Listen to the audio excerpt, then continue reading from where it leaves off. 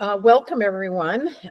We always like to wait 1 minute. It's now 2. We've got a very, very busy 30 minutes. So we're going to cram it in. And I wanted to welcome you to our series. We've had one, we're going to have 2 more after this.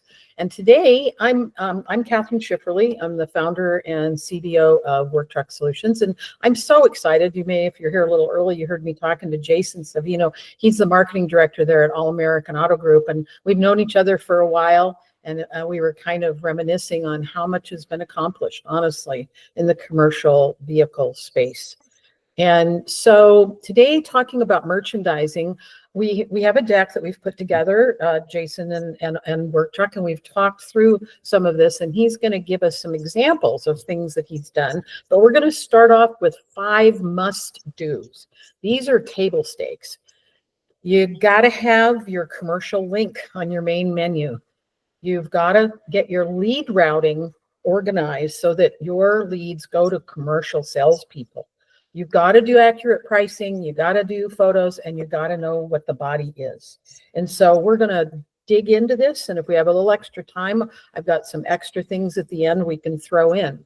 So, like I said, before when we were talking, Jason and I, it was hard to help dealers understand if a customer comes to shop, the dealer, if a business comes to your website, you need to tell them immediately that you have stuff, right?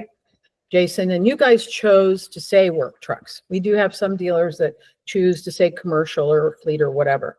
And you found this to be very effective, right?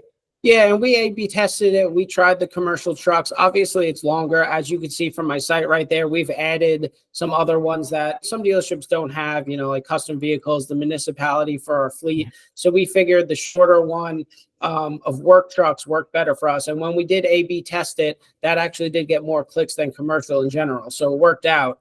And it's not just in that navigation, right? Like our homepage, again, looking at it, it does have a lot going on. We have played around with switching out some of those tiles over there. The mobile service one, the service pickup and delivery. We have a Bronco barn in our showroom. So we played around with switching some of those tiles out. Every once in a while, we'll switch them over to commercial. And I think, especially now with going into the end of the year and Section 179, I think one of those tiles is going to switch over soon to work trucks as well. But at the bare minimum, you have to have it in the navigation for sure. Yeah. Well, I'm glad that you've done some of that testing, right? Because not a lot of people have the focus or the time or the resources to do that. That's why we asked you to share. Now, lead routing. When I first started, man, I'll tell you, that was the whole reason I started the company. As you probably know, I started by publishing Ford Pros magazine. And the more I heard about the challenges in the commercial department of keeping the lead, the commercial lead to the commercial salesperson, right? That's why, making sure that there's a up system that works. So how do you guys do it there? So we're lucky enough with our size to have our own commercial department, right? So we actually have our own commercial BDC, we have our own commercial management, and then our own commercial salespeople. So it's very easy for the leads to go in that direction and stay in that direction. Obviously, there's some coverage issues. When our commercial BDC is off, our regular Ford BDC does get them. So we've worked a lot with them to train them on how to get those leads into the hands of commercial knowledge-based folks here, because that seems to be extremely important with commercial truck customers.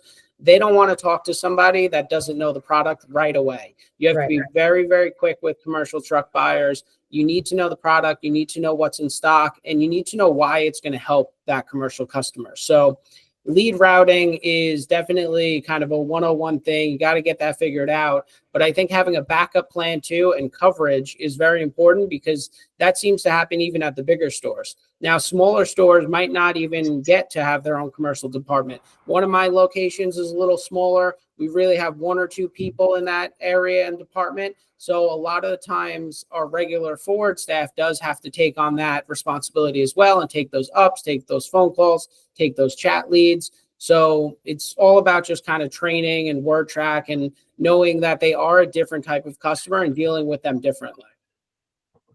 So, I think when I think about how the world is changing, it's really the biggest change is we have to be as commercial salespeople more consultative, right? That Yep. and of course we had a couple years of, you didn't have to do anything. That, Yep. literally you just showed up and the people were buying everything you had and asking for more. But over this last year, as we've recovered and now have, in many cases, more inventory than we wanted to end up with, right? It's so much more important, like you said, to make sure that the salesperson is talking about how they can help and what they can do to help. The good news is that being a B2B salesperson is a professional career. And I think there's a lot of future opportunity in being able to help people that, I don't know about everybody else's market, but for example, where I am, the college here has, sales training, and B2B is part of that. And so as technology helps, you learn what the use cases are for the upfits, and you have technology that lets you find the vehicles. You can actually use people who are becoming more trained in being consultative. And, people that are in your department that aren't ready to do that, then that probably is going to affect their ability to be successful. Yep. 100%. Yeah. So I know that there's lots of discussion around pricing. We believe from our research that it makes a very big difference in conversions and moving people down the funnel. What have you seen, Jason? Yeah, and this has changed so much in the last 4 years, right? Yes. With COVID and the pandemic. I mean, you went from being able to list whatever price you wanted, basically, and somebody would come in for it because nobody else had the inventory. Now it's definitely scaling back. We have higher inventory levels. Pricing is always going to be extremely important for the commercial truck buyer. It's very interesting, though, from an A/B testing standpoint. I mean, my Jordan distributorship for tow trucks that we sell Ford tow trucks, they don't allow as a manufacturer to show pricing. So everything is called for price, right? So those customers you have to deal with a little bit differently because they're not seeing a price ahead of time. So all of their leads are going to be about seeing that price. So it's a different experience for regular Ford vehicles. And some of ours, we still don't show price on, like our transit passenger wagons right now, we don't show price on because there's so few of them. So some stuff is still called to price, but in general, the vast majority should show price. And really, you should be showing some type of discount just to capture that customer's attention, because you're going up against a lot of other dealerships. Just listing at MSRP at this point, I feel like you either do that or you just put call for price. To me, you're going to have the same effect. A lot of our units, we will show a dealer discount. And that MSRP and pricing in general, you really got to make sure it has the accurate pricing from the upfit. So that's more of an accounting issue in a lot of dealerships. Our accounting team takes those upfit invoices, they put them into our DMS, and that's how we kind of come up with that MSRP, and it pushes to our website automatically. I know a lot of dealerships struggle with that. They don't necessarily have their process in line with it. So that's something to consider as well. On the back end, they really have to have those upfit pricing matching up with the chassis and make sure it gets to the website correctly. And then you want to make sure that discount is off of that total price, not off of potentially just the chassis. Absolutely. In fact, when we launched back in 12, that was one of the big things that we, besides making sure the leads were getting to the right places, it was about making sure the price was accurate. Because back then, what do you want? You don't want to show a $50,000 vehicle that's actually costing you, another 20 grand on top of that, right? Yep. It's not a good conversation to have with somebody who's shopping. Yep. I think it's way better now. And we think, there's going to be a return and maybe a remodeling of incentives that might include opportunity for business. And it's been so over the years that I've been involved, it's been really challenging because the retail incentives are so different, and what is stacking and all of that kind of stuff, right? So, but we think from the conversations that we're having with OEMs that that's going to be able to be more collaborative and more helpful, right, to the buyer. So keep your fingers crossed. We'll keep you guys posted on that. So we've done a bunch of studies and A/B testing on photos.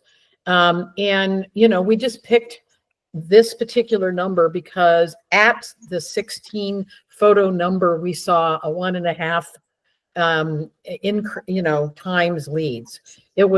That doesn't mean that doing more isn't better. Doing more is better, right? People like photos. They like to look at stuff. They like to see what that vehicle is. And what have you seen? And you guys do pretty good photos, right?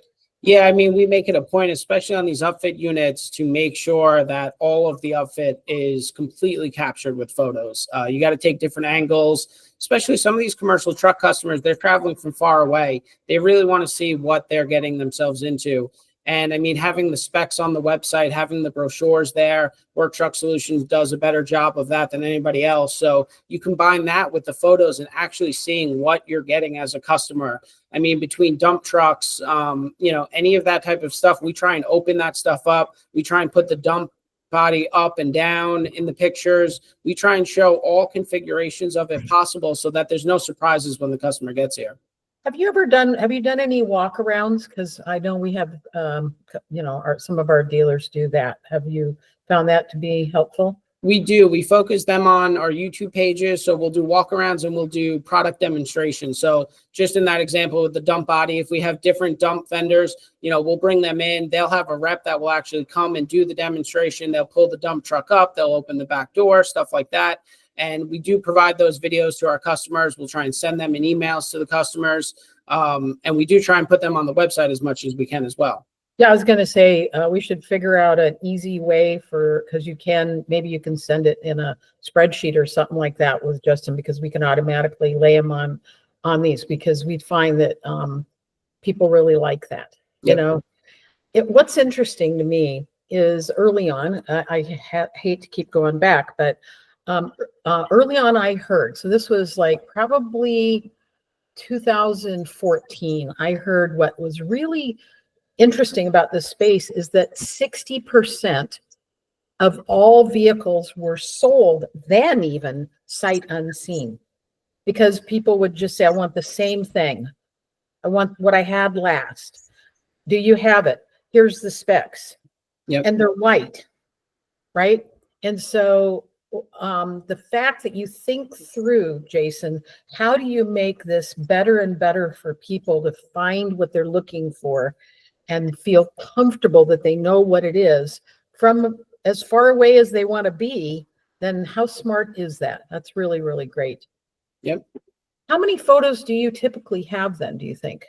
We try to go about 20 to 35, depending on the upfit. I mean, some upfits are more intense and more involved than others. Yes. For a regular just box truck with nothing inside, just an empty dry freight, there might not be as many as something with what you're showing there, racks and bins, a dump truck, or utility bodies where they have a million different compartments and sections. You try and open each one, you try and show as much as you can. So it really depends. You got to do what the vehicle dictates and what you're most comfortable for, but we do aim for 20 to 35.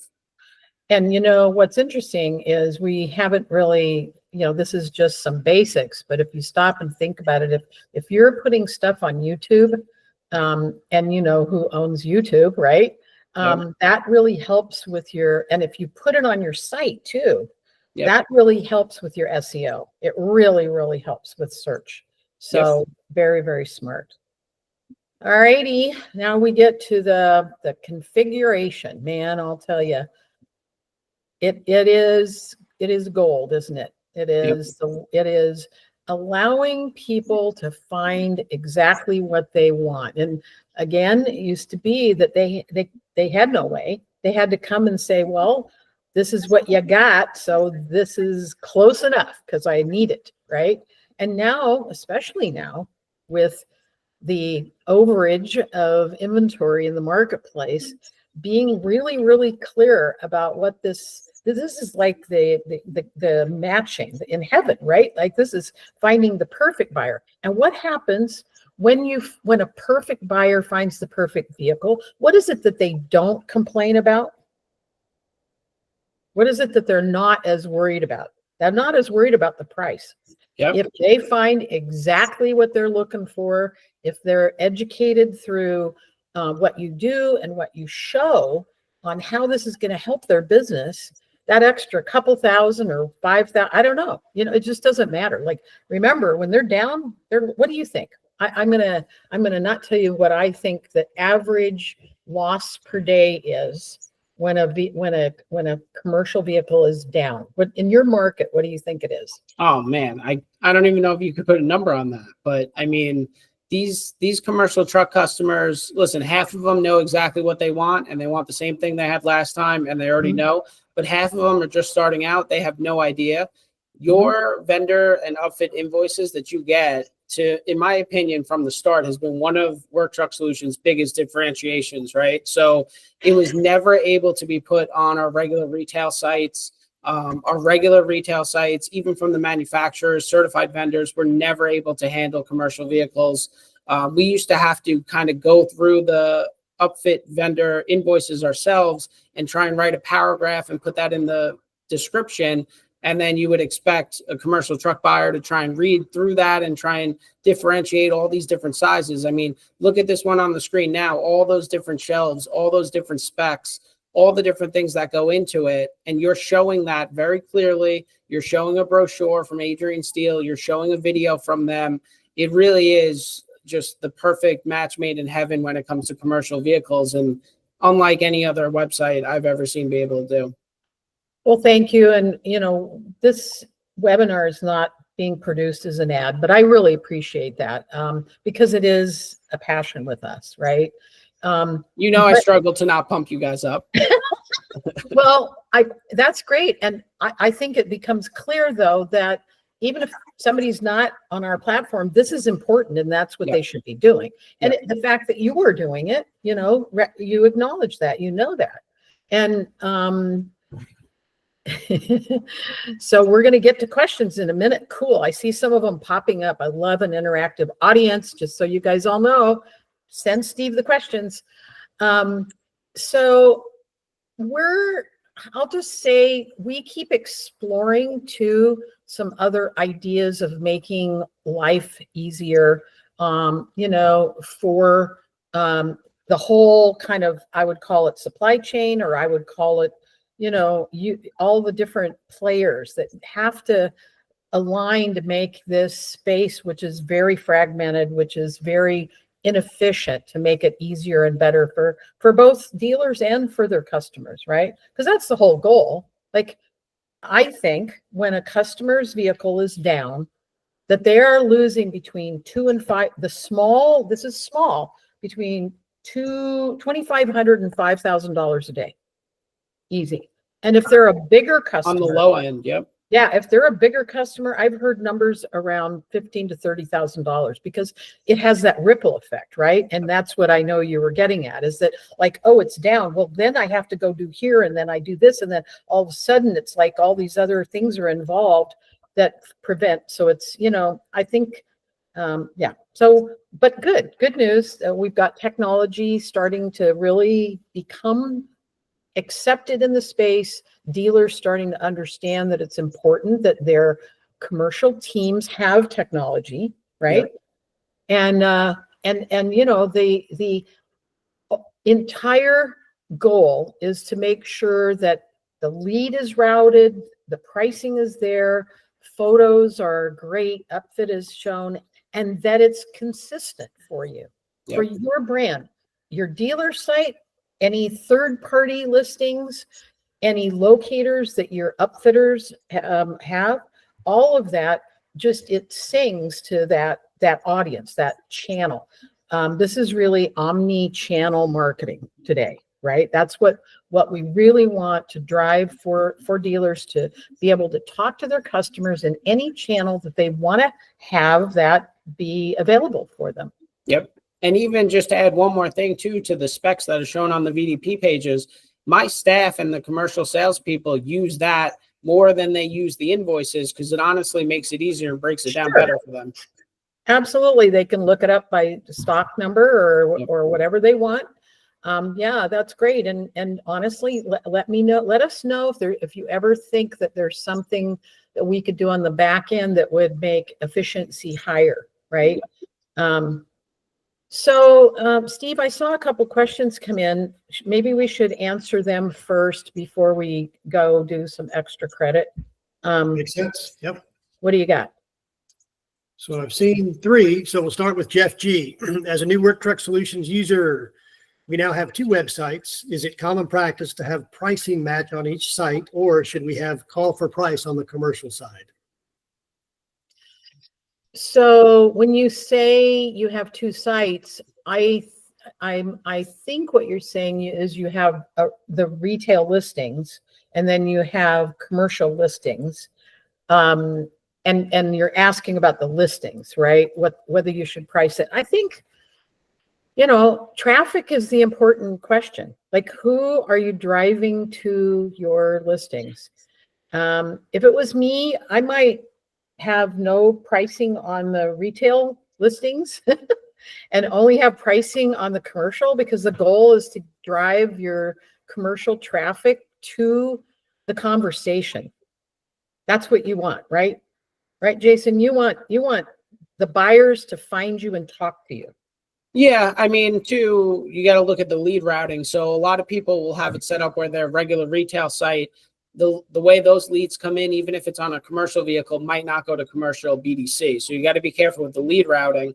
I would always try and have pricing match. You don't want one to be lower than the other. You could do one pricing and then one call for price. But if you have different pricing, that's where it gets tricky if the customer ever finds out, obviously. Yeah, I think I agree with you. It's never good to try and think you can outthink that part. That's too complicated.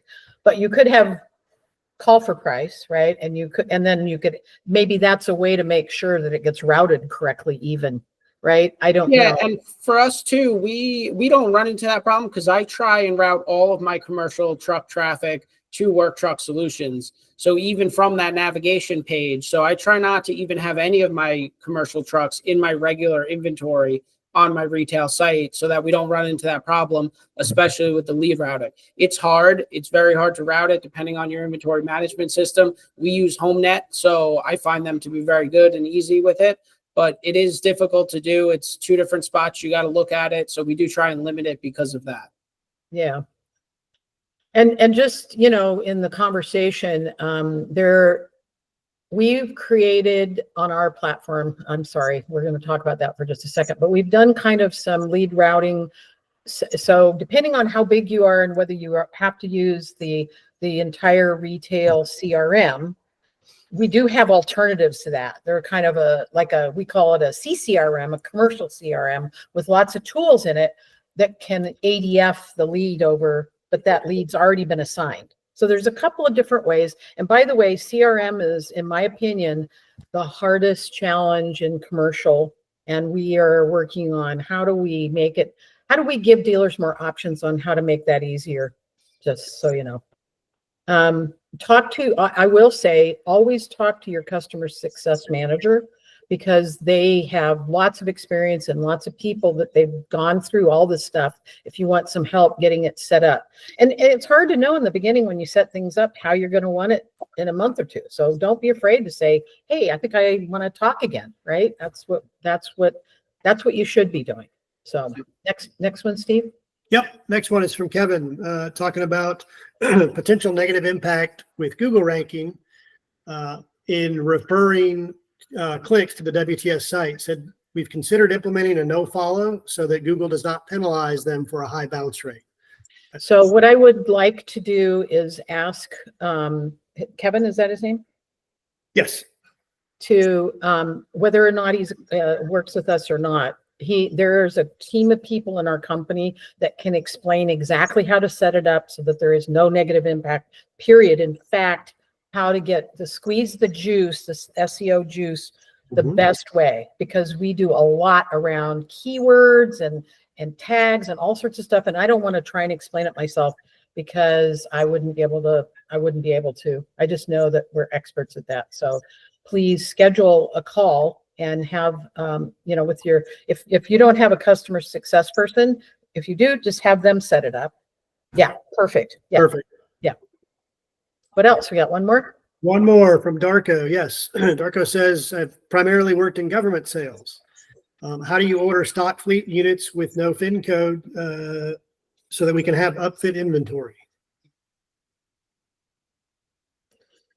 You know, I'm going to start by saying government is kind of like my my next goal. It's it's different than small fleet. And if you guys want to listen, the last webinar, I thought Brandon did a really great job of explaining how they think about government, how they think about fleet, and how they think about what basically is fleetail, and how they and et cetera. And so I know it's different. I know it's very inefficient because my previous software company, we had to work and do RFIs and send it back in the day when you had to do it all, print 50 copies and send them. But with all the changes that happened with the inventory being so far down, I think governments have really, kind of opened up the way that they think. And then of course there's the what are they called? The co-op kind of buying groups that governments can belong to. Maybe, Steve, what we should do is plan a kind of white paper planning session around government and invite a few people. If there's anybody in this meeting today that would like to join, kind of like how can we do government better or understand it better now that there's opportunity, let's do that.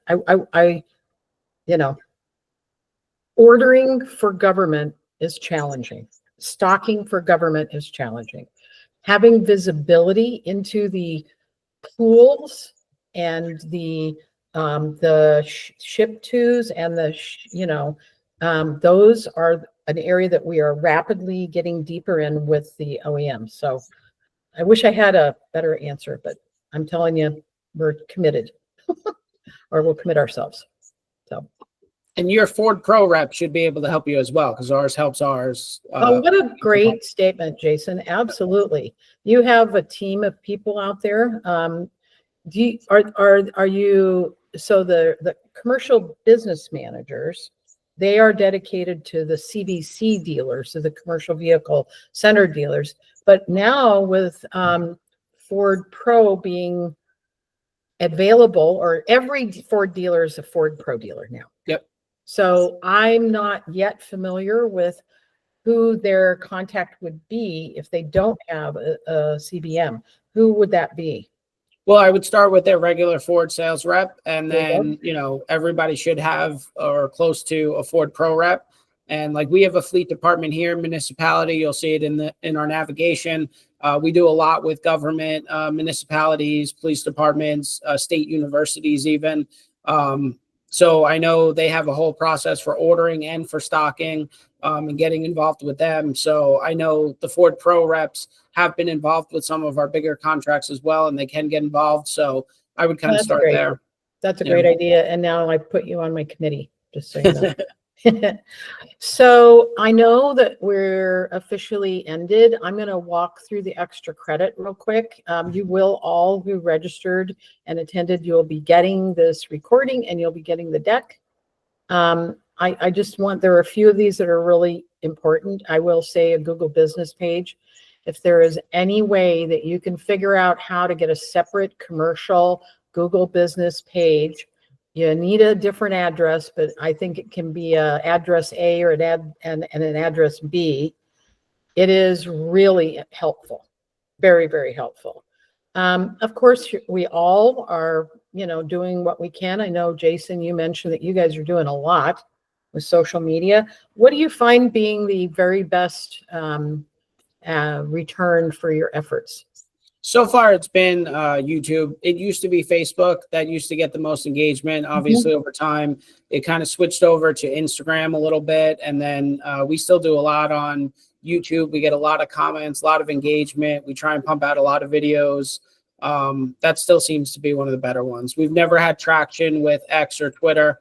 Could just be, our market or how we did it, but never got much traction with that. But the other ones do. And no LinkedIn? We've tried that too. Never got Yeah. much traction on that, to be honest with you. Yeah, I've tried sending out like email blasts through LinkedIn. We've tried some paid sponsorships on there. That was a while ago now, but no, I didn't have much success for it. I don't know if I was just doing it wrong. I didn't have an expertise in it, but I never think really that did. they themselves didn't really have an expertise, from high level conversations with them. If maybe that'll be something. We'll go back early next year and we'll check in, because I spend a lot of time on LinkedIn. I don't know why it doesn't work, because Yeah. it's good. Yeah. And it's expensive though. It's very expensive. Blogging, partnering with a blogger, but you got to make a commitment. You can't do it once. It's not going to help you. But maybe somebody in your market area that is really excited about something that matches with your market. Emails. I remember when they said they were going to be dead. They're not. It's like half the world emails. Defining a target audience, I will say one of the fun things that I like to think about when we talk to a unique dealer is to talk to them about their market. Like, you guys have a very unique market. You've established a very unique product in your market, right? Yep. And that from there you've grown that. And so I think that that's the cool thing about B2B is that, every market's different. There's no reason to worry about that. Like, California is different than Michigan is different than, New Jersey. And so what is it? What's going on, right? What's the construction that's happening? And what are the kinds of activities that vocations do? Yep. And you got to try different stuff with digital advertising. Try all the different things you can with it. You never know what's going to stick. I mean, just in my market alone, we have Central Jersey, but then we advertise into New York, the 5 boroughs. We advertise out west into Pennsylvania and Philadelphia. Mm-hmm. So there's a lot of different market analysis going on with all of those different areas that we bring into play, and we try different stuff in each region. And I'm going to predict, because I know what I'm doing, and I don't mean I know what I'm doing. I mean, I know what I'm going to be doing, is that next year we'll really be able to start diving into vocational SIC code targeting, Nice. which is going to be phenomenal. We talked a little bit about SEO. We know a lot about it. We're happy to help anybody. We're happy to talk to the retail marketing group anytime. I don't care whether you're a customer of ours or not. If we can help you communicate to your retail marketing team how different commercial is, how there are fewer leads, but each lead could be for 5 vehicles, those kinds of things, how SEO works differently, how to target. We're more than happy to share. In fact, we have a 7-chapter playbook that has one of the chapters is about this. So please let us know if you want that. All right, complete your checklist and, just keep picking one thing to focus on. Focus is really important. Jason, you guys have done such a fabulous job, and I appreciate so much that you joined us here. I have to jet, but I know Steve's going to be on for a little bit if you guys want to keep talking. So I appreciate it, Karen, and everybody else. I do have to run, but I really appreciate it, Kathryn. Have a good one. You bet. Bye, Thanks, Steve.